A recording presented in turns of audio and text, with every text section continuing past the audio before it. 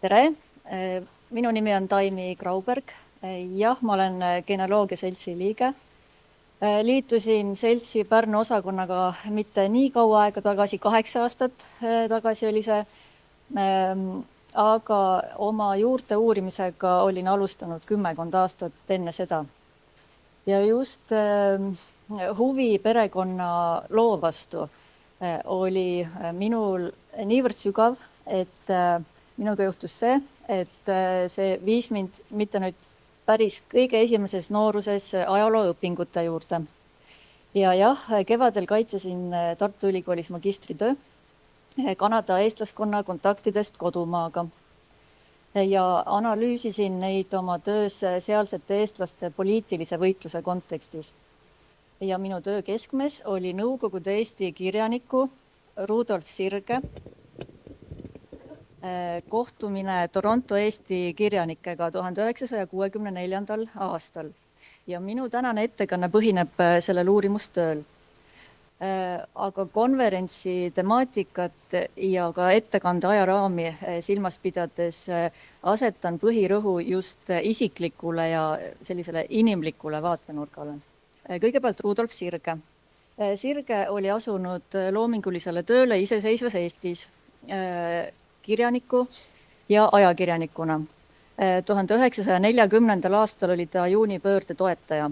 Ta töötas lühikeste perioodidena valitsusasutustes. Hiljem tegutses ta Kirjanike Liidu tehnilise sekretäri ja sekretärina. Samuti oli ta välismaaga sõprussuhteid korraldava Eesti Ühingu kirjandussektsiooni esimees ja oli ka Eesti NSV Ülemnõukogu 5. koosseisu liige. Samas ei olnud Rudolf Sirge mitte kunagi kommunistliku partei liige. Ja oluline on ka teada, et tema perekond kannatas repressioonide all.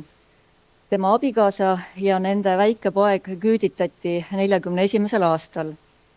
Abikaasad said pärast sõda küll kokku, aga nende poeg suri asumisel.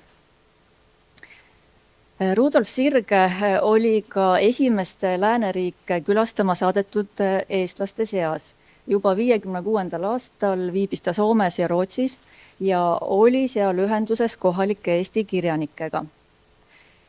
Ja hilisema Kanada reisi eelloona, ehk siis see, millest ma kohe rääkima hakkan, on oluline välja tuua tema kontakt Salme Ekbaumiga. Salme Ekbaum oli õppinud farmatseudiks ja 1944. aastal põgenes ta Rootsi. Sealt läks ta edasi Kanadasse ja Kanadas tegutses kutselise kirjanikuna. Ta on kirjutanud romaane, luulet, näidendeid. Salme Ekbaumi õde oli luuletaja Minni Nurme, kes elas Nõukogude Eestis. Ja nüüd, kui Rudolf Sirge oli 1956. aastal Rootsis, andis ta seal Bernard Kangro kätte edasi toimetamiseks Minni Nurme kirja tema õele Salme Ekbaumile.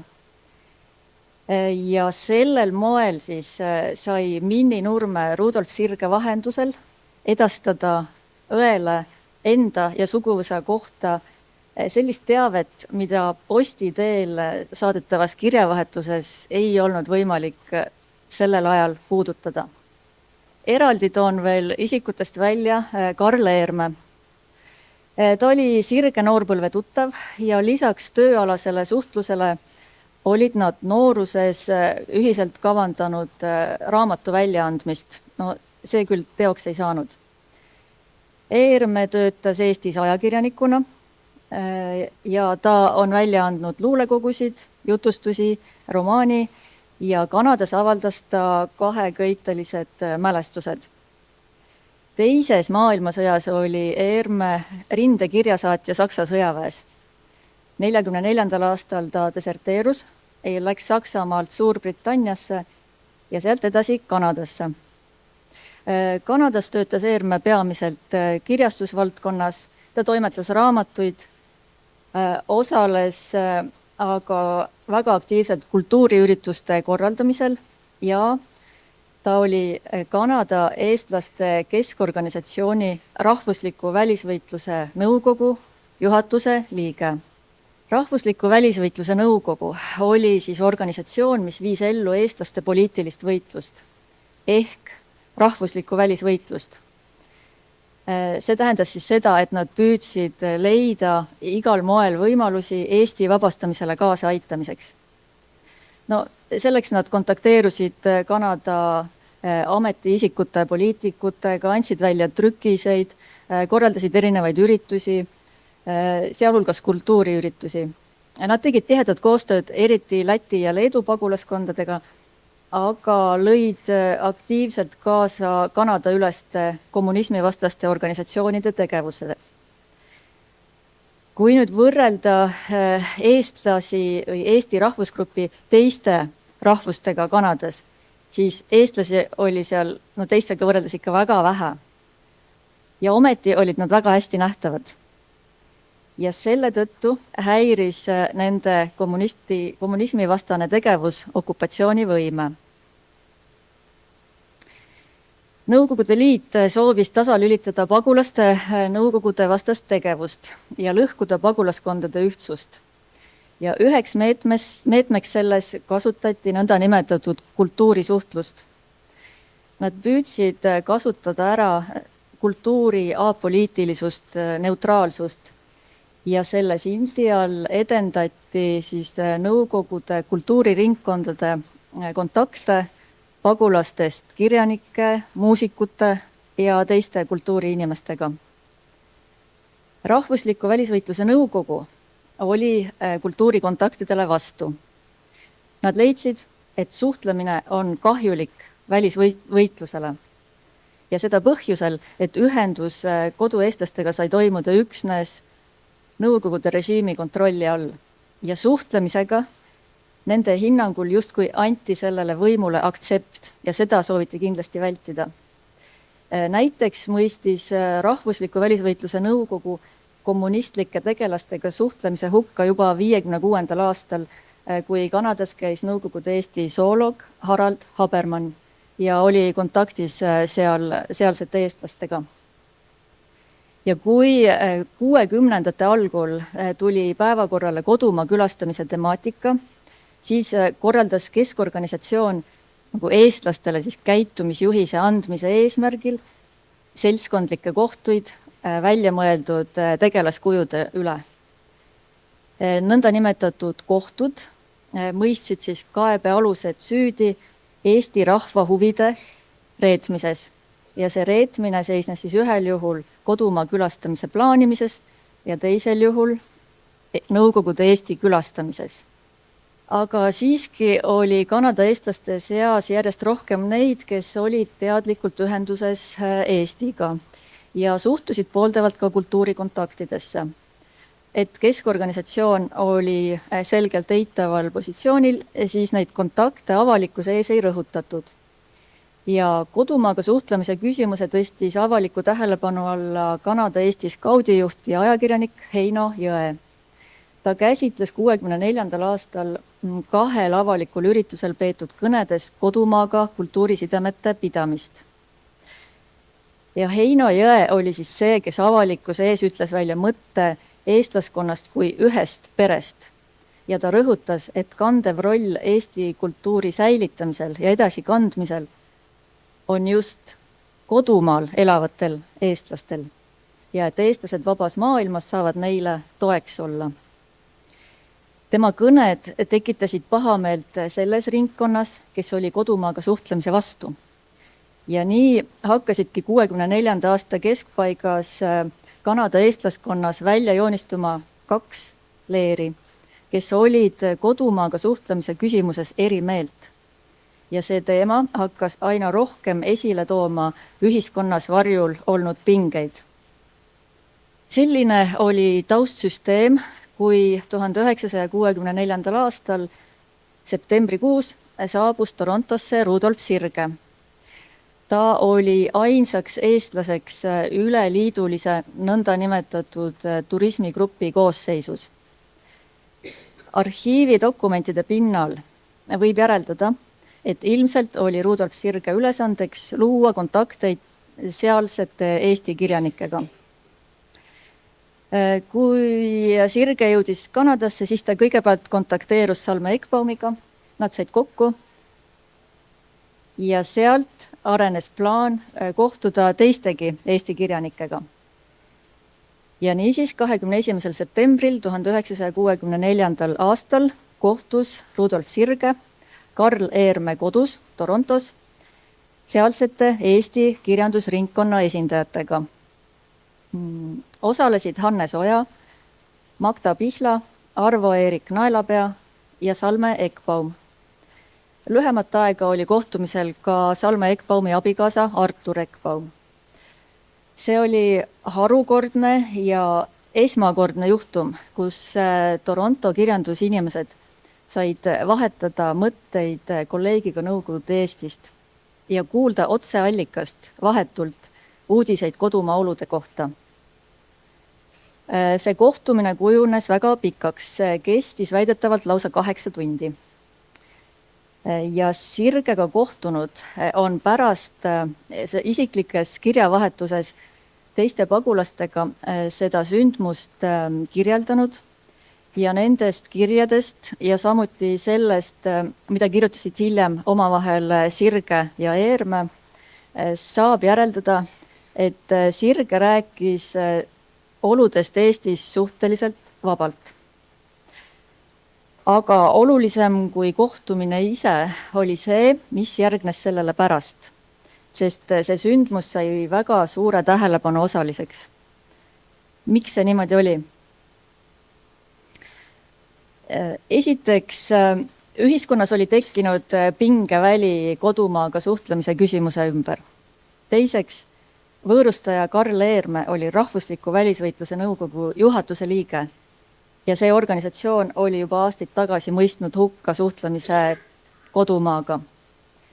Ja ka külaline ei olnud lihtne kirjanik Nõukogude Eestist, vaid Kirjanike Liidu sekretär, töötanud riigistruktuuris, olnud ülemnõukogu liige.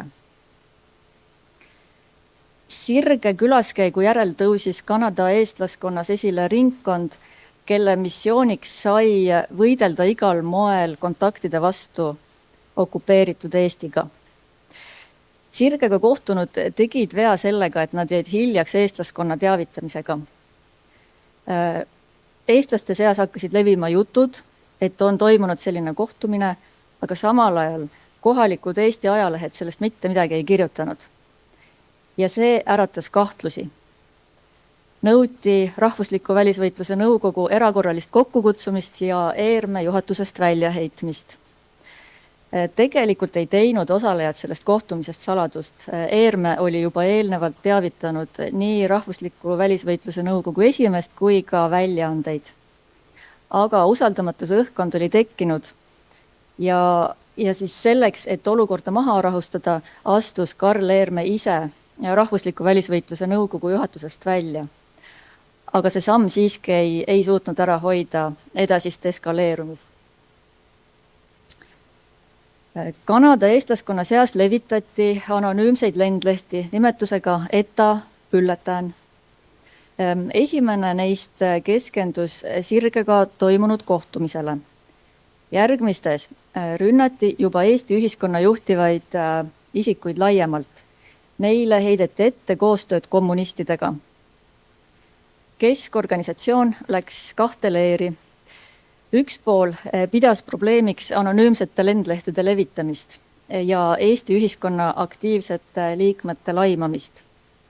Nad soovisid väljaandjaid tuvastada, et selline ühiskonda kahjustav tegevus lõpeks. Teine leer pidas probleemiks kohtumist Sirgega ja selle varjamist. Ja nad ütlesid, et lendlehtede autorite otsimine on tegelikult probleemilt tähelepanu kõrvale juhtimine. Lendlehtede levitamine lõppes pärast seda, kui 64. aasta detsembris algatati kohtuasi isiku vastu, keda nähti neid bülletääne jagamas. Sirgega toimunud kohtumise mõjul asutati uus rahvuspoliitiline organisatsioon Eesti Rahvuslaste Kogu Kanadas. Nad rõhutasid rahvuslikkust ja parempoolsust ja tõid esile võitlust koos eksisteerimisega. Nad andsid välja trükist Rahvuslane, korraldasid demonstratsioone ja piketeerimisi. Järgnevatel aastatel tekitas kodumaaga suhtlemise küsimus Kanada-Eesti ühiskonnas palju pingeid ja konflikte. Rahvuslaste kogu esindas neid, kes olid vastu igasugustele kontaktidele kodumaaga ja nõndanimetatud suhtlejatel oma organisatsiooni ei olnud, kuid tihti seostatakse neid hilisema Metsaülikooli ringkonnaga. Ja see oli siis ringkond, kes arvas, et läbikäimine on vastastikku vajalik nii pagulastele kui kodueestlastele. Asja kurbloolisus on selles, et mõlemad leerid olid mures Eesti käekäigu pärast. Nii radikaalsetel kontaktivastastel kui kodumaaga suhtlemist pooldavatel isikutel oli sama eesmärk. Neil lihtsalt olid erinevad vaated sellest, kuidas saaks Eestit aidata. Kui nüüd isikute tasandile liikuda, siis neid, kes Rudolf Sirgega kohtusid, tabas kaaspagulaste avalik hukkamõist. Ilmselt kõige valusamad olid järelmõjud Karl Eerme jaoks. Peale selle, et ta oli sunnitud tagasi astuma Rahvusliku välisvõitluse nõukogu juhatusest, pidi ta lahkuma ka Eesti Kultuurarhiivi juhi kohalt. Ta oli selle arhiivi looja ja juht ja arhiivi tegevus jäigi tema tagasiastumise järel aastateks seisma. Eestlasest tööandja vallandas Eerme töölt ja ta ise pidas selle põhjuseks avalikku survet Sirge skandaali tõttu. Ja toimunu avaldas mõju ka Eerme ajakirjanduslikule tegevusele ja toimetaja tööle. Umbes aasta jooksul kirjutas ta ajalehtedes artikleid pseudonüüme kasutades. Nii Eerme kui Ekbaumid said Sirgega kohtumise järel anonüümseid ja kohati roppe sõimukirju. Salme Ekbaum kirjutas läbielatu ainetel romaani Ristitants ja selles teoses ta kirjeldab siis põlu alla sattumist ja seda, kuidas temaga seltskondlikel üritustel distantsi hoiti. Ja tuli ette ka paar juhtumit, kus halvakspanu märgina talle saadeti tema kirjutatud raamat tagasi. Isiklikes kirjavahetustes kirjeldavad nii Ekbaum, Eerme kui Hannes Oja oma läbielamisi. Neile osaks saanud avalik taunimine mõjus vaimselt rängalt. Rahvuslikult meelestatud eestlased tembeldati reeturiteks ja sisuliselt heideti ajutiselt ühiskonnast välja. Siiski võib öelda, et see osutus mööduvaks nähtuseks. Näiteks oli Eerme Rahvusliku välisvõitluse nõukogu informatsioonikomisjoni abiesimees alates 69. aastast ja samuti töötas ta 68. aastast Eesti Keskarhiiv Kanadas juhatajana. Ning ka Salme Ekbaumi ümber vaibusid suuremad tormid paari aastaga. Seda näitab kas või see, et 66. aastal lõpus lavastas Toronto Eesti teater tema näidendi. Rudolf Sirge oli Toronto kohtumisest avalikkuse ees rääkides ülimalt tagasihoidlik. Oma Ameerika reisi kohta avaldas ta mahuka reisikirja, aga selles vihjab ta sellele kohtumisele ainult väga kaudselt ühes lauses. Esimene kohtumise järgne kontakt Sirge ja Eerme vahel toimus alles 9 kuud hiljem, 65. aasta juulis. Siis saatis Sirge Soomest Eermele kirja. Ta kirjutas, et oli hoidunud Eestist kirja saatmast, kuna kartis sellega Eerme seisundit raskendada. Meile tänasel päeval mõjub irooniliselt, kuidas Sirge väljendas muret, kas tema raudse eesriide taguse kirjaniku saadetav kiri ei tekita pahandusi Eermele Torontos, vabas maailmas. Nõukogude pool oli muidugi väga rahulolev selle üle, kuidas pagulaseestlased Rudolf Sirge Toronto visiidile reageerisid. Juhtum oli nende jaoks edusam ja nad tuginedes sellele rõhutasid sidemete loomise kasulikkust. Veel enne seda, kui Sirge sõitis Ameerikasse 64. aasta suvel, oli Nõukogude Eesti ühes Moskvasse saadetud kirjas taotlenud, et Eestist lisatakse järgmisel aastal 2-3 teadus- ja kultuuritegelaste delegatsiooni koosseisu, mis sõidab Põhja-Ameerikasse. Ehk siis taotleti 2-3 inimese lisamist. Reaalselt juhtus aga see, et 65. aastal eraldati Nõukogude Eestile terve turismigrupp reisiks Kanadasse ja samuti 2 gruppi Rootsi. Mida see juhtum meile õpetada võiks? See on kahtlemata väga mitmekihiline sündmus. Ja ühena neist näen ma kannatusi. Neis oli oma osa okupatsioonivõimu tegevusel, kuid tähtis oli ka rahvuskaaslaste käitumine. Üksteise vastu pöördumine oli miski, mis vaenulikule võimule hästi sobis. Et kodumaa eestlased pööraksid pagulaseestlaste vastu, pagulaseestlased kodueestlaste vastu, et eestlased võõrsil pöörduksid üksteise vastu. See on Eesti rahva kogemus nendel keerulistel aegadel. Meie ja meie järeltulevate põlvede ülesanne on võtta need mineviku kogemused, aktsepteerida neid, õppida neist ja minna edasi, tugevama ja ühtsemana. Nõnda nagu Henrik Visnapuu on öelnud. Me kestame üle aja. Jah, sellised oleme küll. Aitäh! Nojah, see on tõesti üks episood sellisest 2 Eesti suhtlemisest. Minu tädi oli ka Kanadas. Ja ma ei tea, ma olin muidugi noor mees, ma ei tea millal ta mu isaga hakkas suhtlema. Mul on need kirjad kuskil pakis küll järgi, ma olen neid natuke nagu lugenud. Ilmselt see oli ka kuskil 60-ndate keskel, sest 1969 käis tädi juba siin. Mina olin paraku haigemajas sel ajal ja ma ei kohtunud temaga. Aga aastaid hiljem ma hakkasin suhtlema kirjateel tema tütardega ja suhtleme siiamaani. Näinud pole kunagi. Et sellised need kontaktid on. Aga aitäh valgustamas seda ühte episoodi 2 Eesti rahvakillu omavahelisest kontaktist.